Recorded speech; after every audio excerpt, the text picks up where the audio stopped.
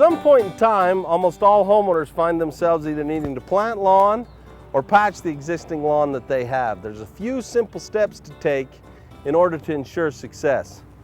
First of all, we want to be able to pick the right seed.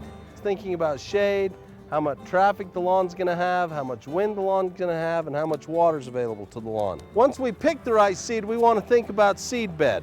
Here we're just patching a lawn, so we want to work that seed bed up a little bit so that as we plant this seed, we can try to get all of the seed covered with about 1/4 inch of soil.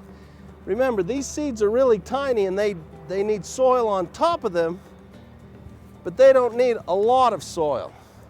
So then we want to remember that seed is evolved by growing up in the footprint of a buffalo. It really needs a firm seed bed. We can use a roller, but we can simply walk on it. Once we get that nice and firm, we're then going to add some organic matter. Here I'll put some peat moss on top of this seed. We could also use straw, leaves left over from last year, any organic matter. That organic matter is going to help us hold moisture there for the seed to germinate, but also to grow.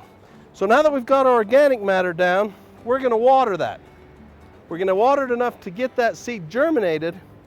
And then what we're going to remember is, boy, once that grass starts to grow, it's just a tiny little hair. So once we get that watered, we can actually fill our soil and organic matter, and we want it to fill like a wrung out towel. Well, today we're here to prepare a site to replace a lawn area that was struggling. It was full of weeds, the grass was thinned out, and we just decided to start from scratch and replant this lawn. Whether you're planting from seed or sod, you want to go through the same process of preparing the soil. First, you want to get weeds under control, and then you want to either strip the sod or till it in with a tiller. Follow that up by raking it in to give us a nice smooth surface to plant into. Firm up that soil a little bit with a roller, then we're ready to plant. Of course, after we plant our new lawn, we want to make sure that it's going to be successful. So we're going to need to water it for a good 3 or 4 weeks consistently to allow those seeds to establish or for that sod to root and take hold into the soil below.